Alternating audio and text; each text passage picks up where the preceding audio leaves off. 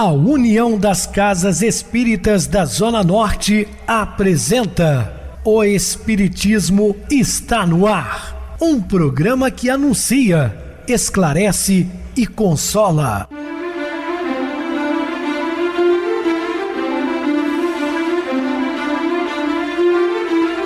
Não se turve vosso coração.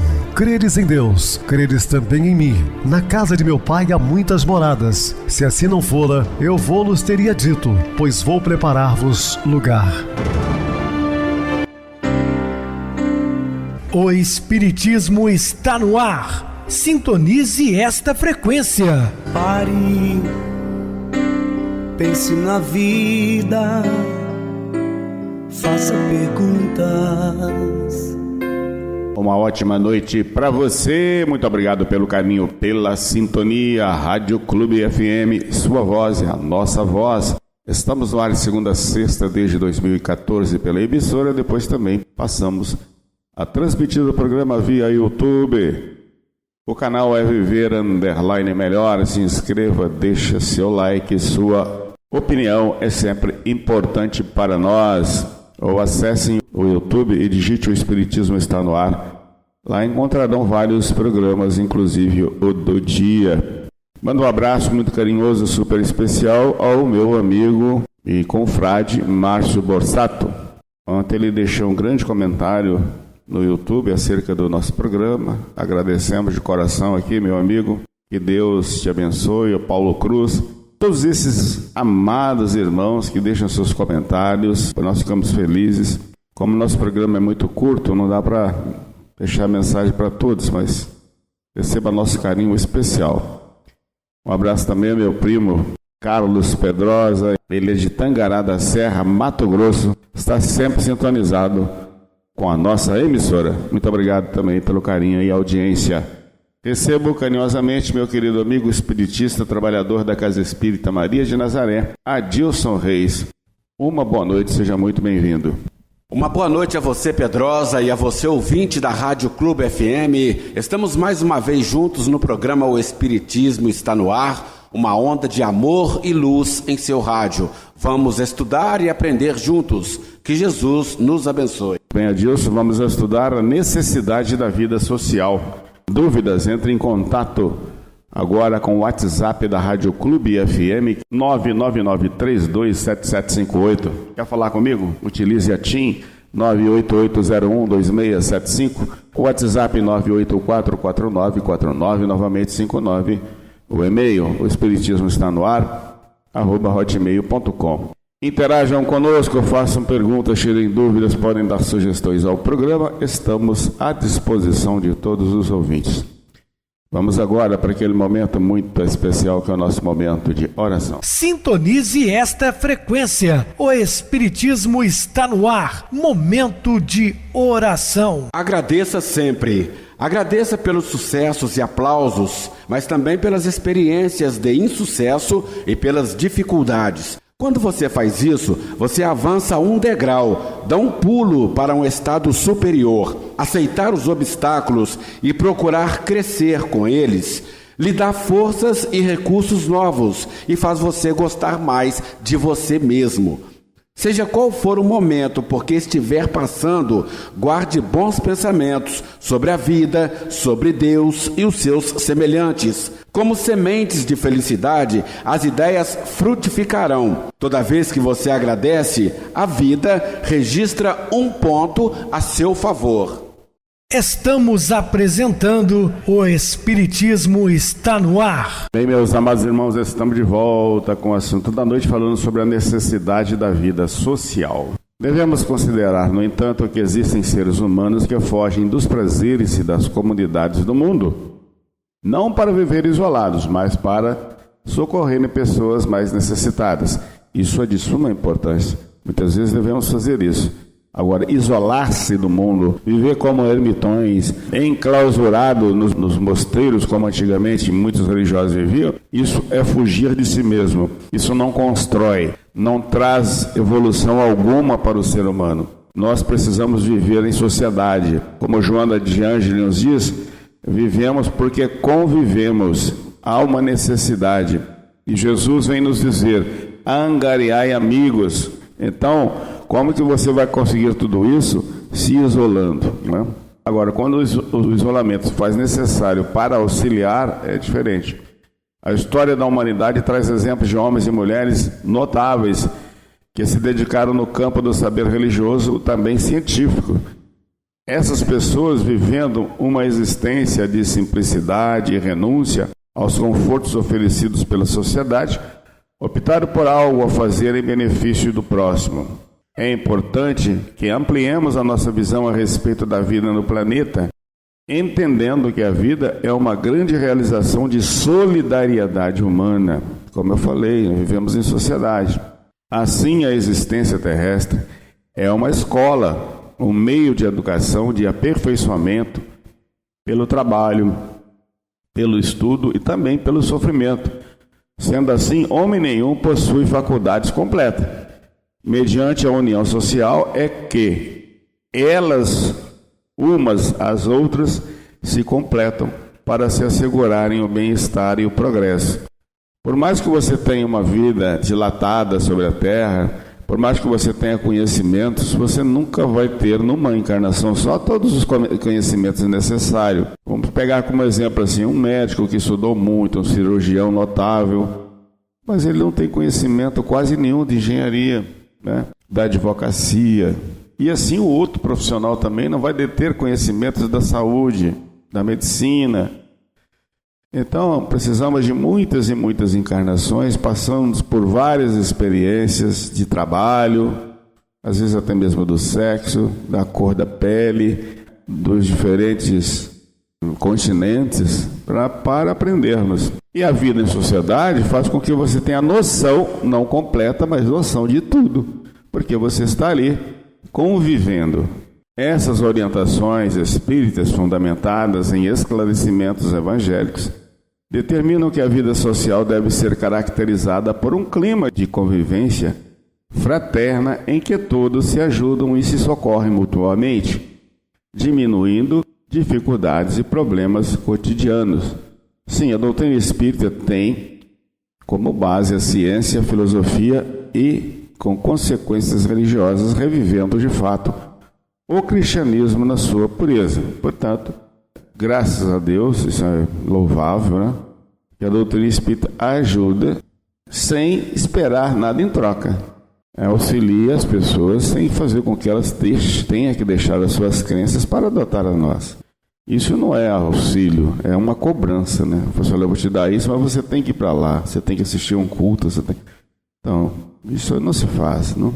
Você pode até convidar. Se a pessoa desejar ir, tudo bem, se não, não force a situação.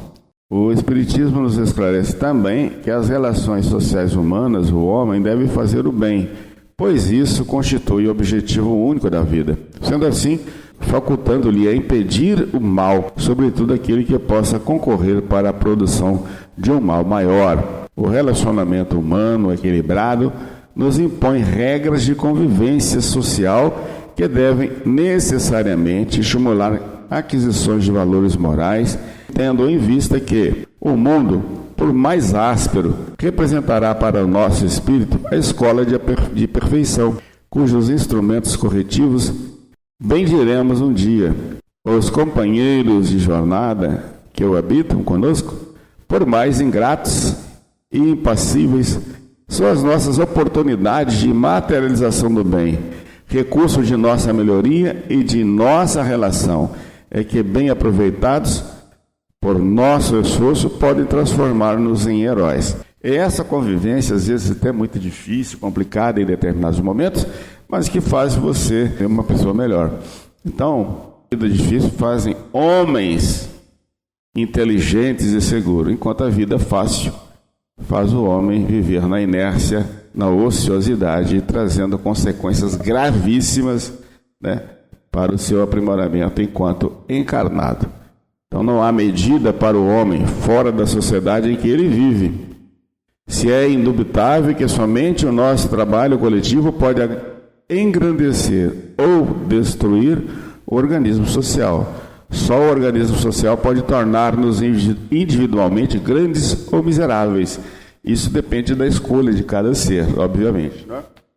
Há no homem alguma coisa mais além das necessidades físicas. Também há uma necessidade de progredir. Nós somos criados simples e ignorantes, destinados a uma perfeição ainda que relativa. Portanto, nós temos que progredir. Os laços sociais são necessários ao progresso. E os de família mais apertados tornam os primeiros.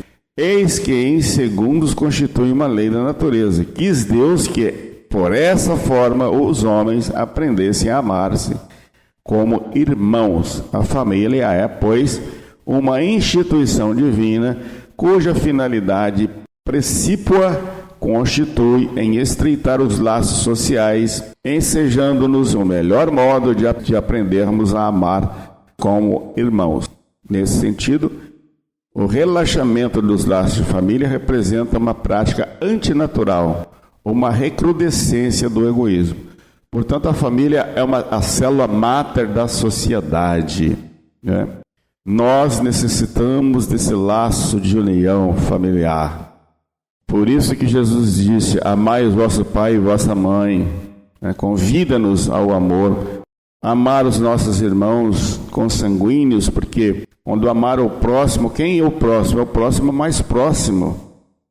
Aquela passagem que Jesus disse: amai o próximo como a si mesmo, o próximo é o próximo mais próximo. Qual é o próximo mais próximo? É o próximo que está debaixo do mesmo teto, que convive todos os dias, né? Muitas pessoas têm uma preocupação muito grande em fazer caridades, distribuindo cestas básicas, né?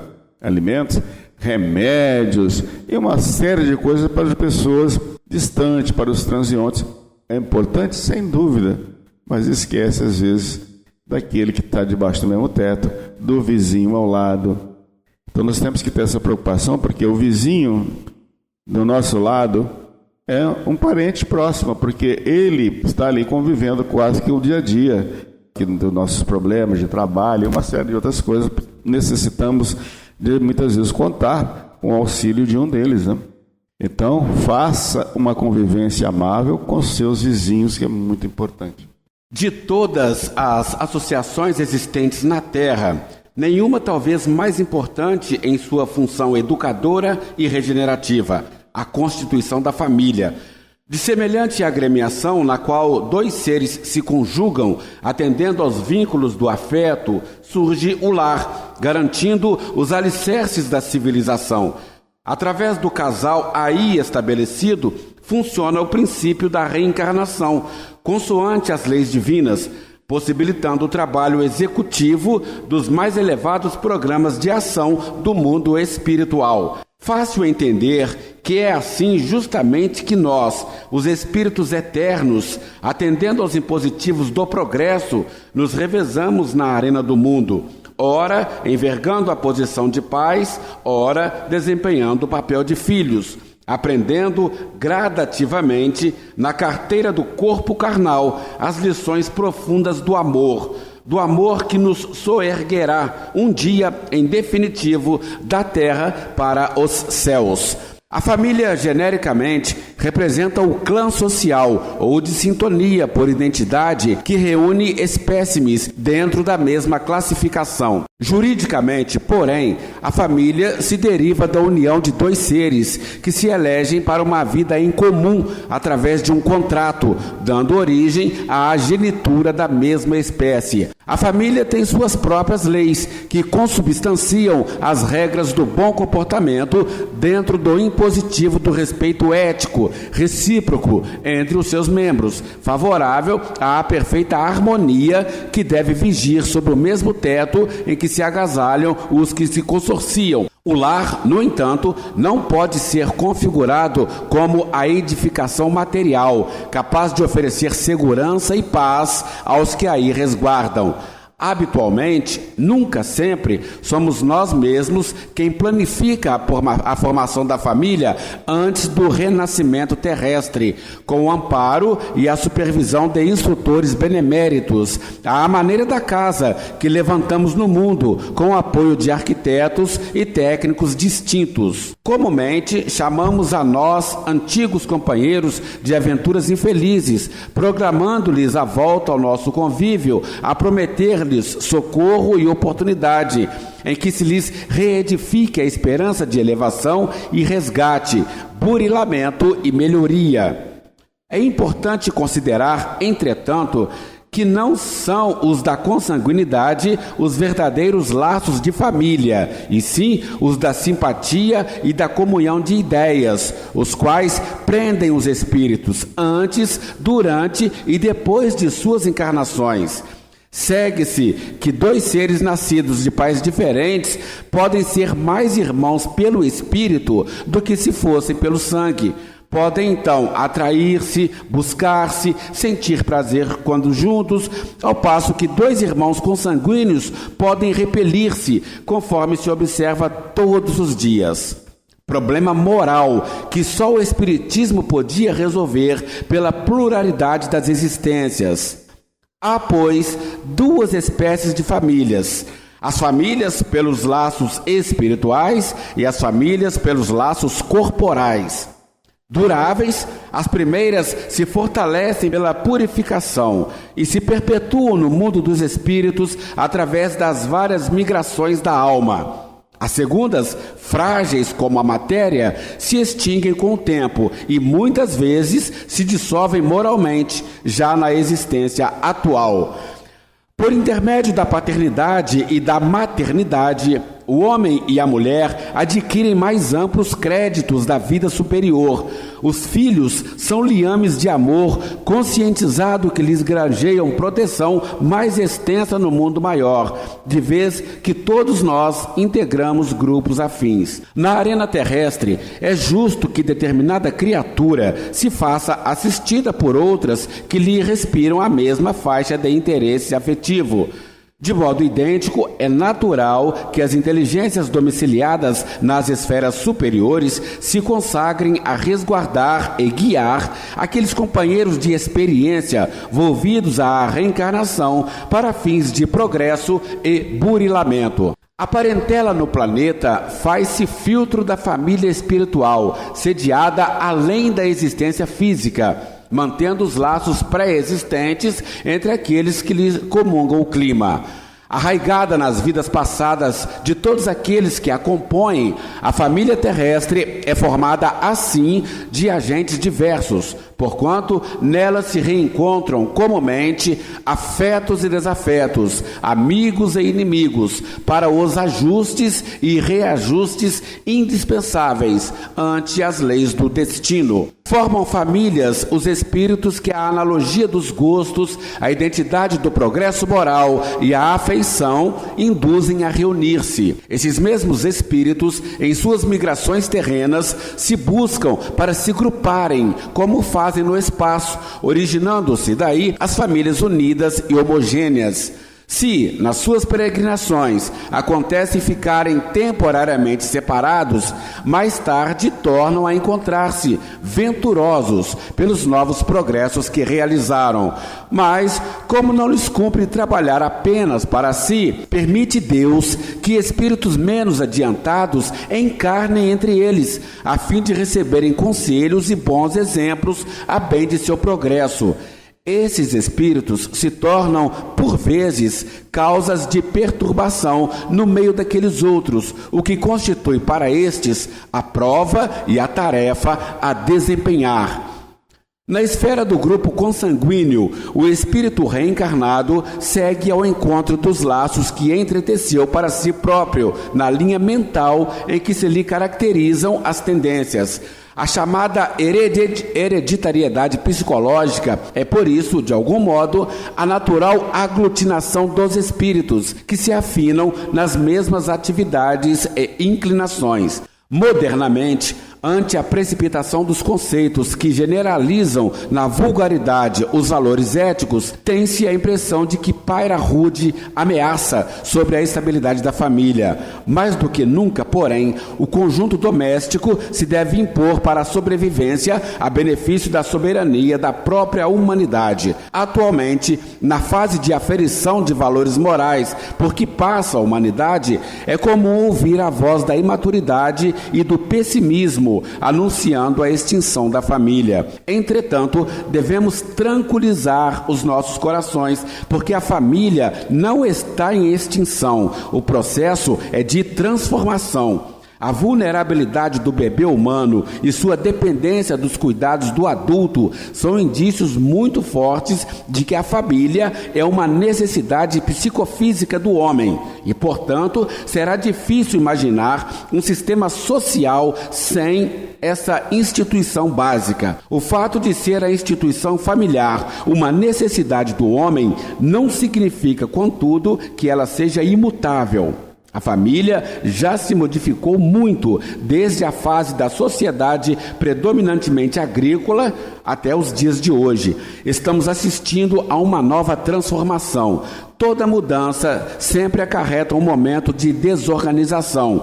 E talvez daí tenha surgido a ideia de que a família está se desmoronando, desestruturando-se, extinguindo-se. É lei da natureza, mediante o qual o homem forja o próprio progresso, desenvolvendo as possibilidades do meio ambiente que se situa, ampliando os recursos de preservação da vida por meio de suas necessidades imediatas na comunidade social onde vive. Desde as imperiosas necessidades de comer e beber, defender-se dos excessos climatéricos, até os processos de garantia e preservação da espécie pela reprodução, o homem vê-se coagido à obediência à lei do trabalho. Sendo assim, o trabalho se impõe ao ser humano como uma necessidade, porque é um meio de aperfeiçoamento da sua inteligência. Sem o trabalho, o homem permaneceria sempre na infância, quanto à inteligência. Por isso é que seu alimento, sua segurança e seu bem-estar dependem do seu trabalho e da sua atividade. Ao extremamente fraco de corpo, outorgou Deus a inteligência em compensação, mas é sempre um trabalho. O trabalho, entendido como lei da natureza, é das maiores bênçãos de Deus no campo das horas. Em suas dádivas de realização para o bem, o triste se reconforta, o ignorante aprende, o doente se refaz, o criminoso se regenera. É o guia na descoberta de novas possibilidades divinas, no processo evolutivo do aperfeiçoamento universal. Nele, a alma edifica a própria casa, cria valores para a ascensão sublime. Os espíritos orientadores nos esclarecem que o trabalho do homem visa duplo fim: a conservação do corpo e o desenvolvimento da faculdade de pensar, o que também é uma necessidade e o eleva acima de si mesmo. O trabalho, em tese, para o ser em processo de evolução, configura-se sob 3 aspectos principais: material, espiritual e moral. Através do trabalho material, propriamente dito, dignifica-se o homem no cumprimento dos deveres para consigo mesmo, para com a família que Deus lhe confiou, para com a sociedade que participa. Pelo trabalho espiritual, exerce a fraternidade com o próximo e aperfeiçoa-se no conhecimento transcendente da alma imortal. No campo da atividade moral, lutará simultaneamente por adquirir qualidades elevadas, ou, se for o caso, por sublimar aquelas com que já se sente aquinhoado. Bem, Adilson, bem explicado. Vamos agora para o intervalo musical, a seguir a nossa oração final.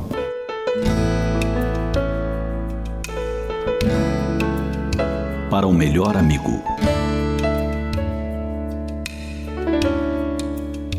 Serapião era um velho mendigo que perambulava pelas ruas da cidade.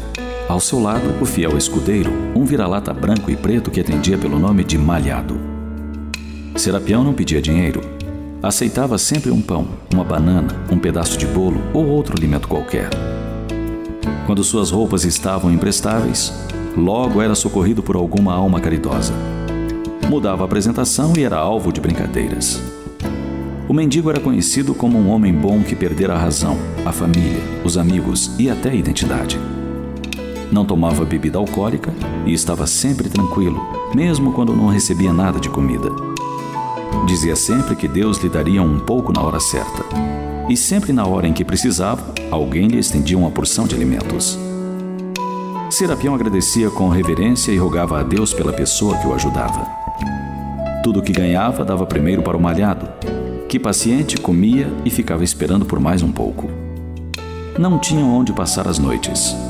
Onde anoitecia, lá dormiam. Quando chovia, procuravam abrigo embaixo da ponte do ribeirão. Ali, o mendigo ficava a meditar com o olhar perdido no horizonte. Aquela figura era intrigante, pois levava uma vida vegetativa, sem progresso, sem esperança e sem um futuro promissor.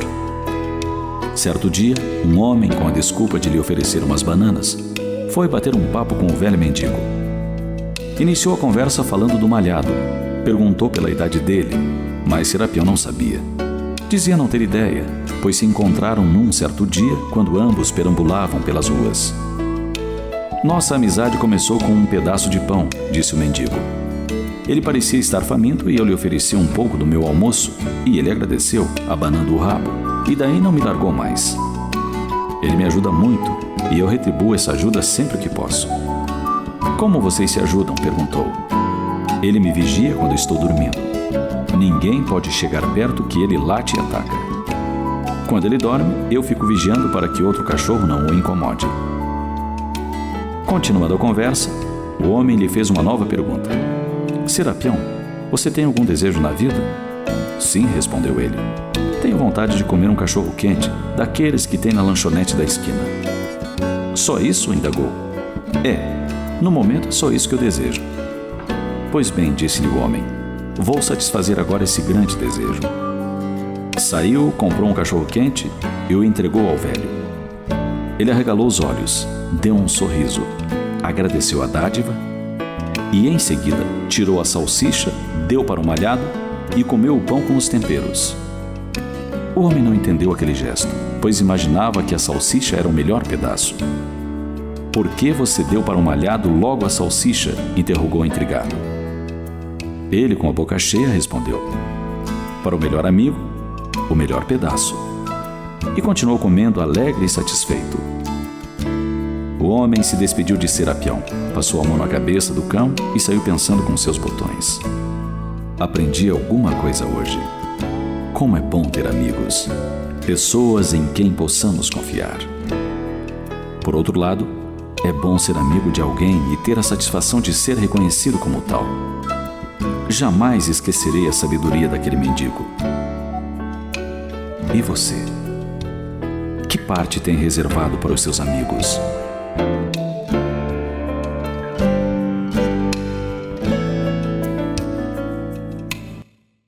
Sintonize esta frequência. O Espiritismo está no ar. Momento de oração. Meus queridos e amados irmãos em Cristo, quando alguém lhe magoar ou ofender, não retruque, não responda da mesma forma, apenas sinta compaixão daquele que precisa humilhar, ofender e magoar para se sentir forte, pois em todo instante confie em Deus. Tudo que tens é bênção de Deus. Portanto, meus queridos irmãos, não entremos na mesma faixa vibratória dos ofensores. Eles são doentes e por isso precisam humilhar alguém para se sentir fortes. Lembre-se que ele é um necessitado da nossa oração.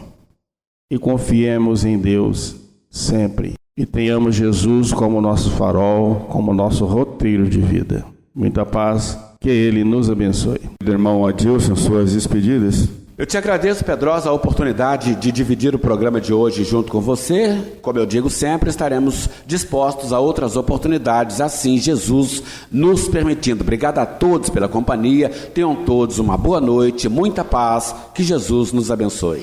Boa noite para você, Adilson. Muito obrigado pelo apoio aqui no programa. Boa noite também a todos os amados irmãos ouvintes do YouTube, internautas do Brasil e do exterior.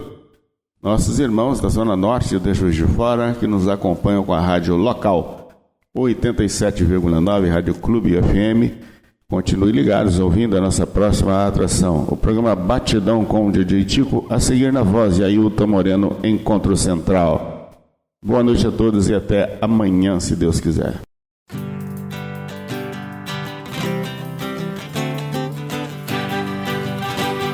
A União das Casas Espíritas da Zona Norte apresentou O Espiritismo Está no Ar, anunciando o Evangelho de Jesus, esclarecendo sua mensagem, consolando corações. Olhe pro céu e descubra imagens de luz. Se tem Jesus, o amor todo que Deus te deu. Pense no bem, no melhor em que pode fazer. Seja o que for, também vai receber. De coração, ajude o irmão. A caridade é o caminho do amor. Faça ainda que possa sofrer, pois bênçãos de Deus há de ter. Ame, perdoe e viva melhor a natureza, o céu e o mar. Veja o encanto que a vida nos dá, a chance eterna que temos para amar, para amar. Olhe pro céu e descubra imagens de luz. Sinta em Jesus o amor todo que Deus te deu. Pense no bem, no melhor em que pode fazer.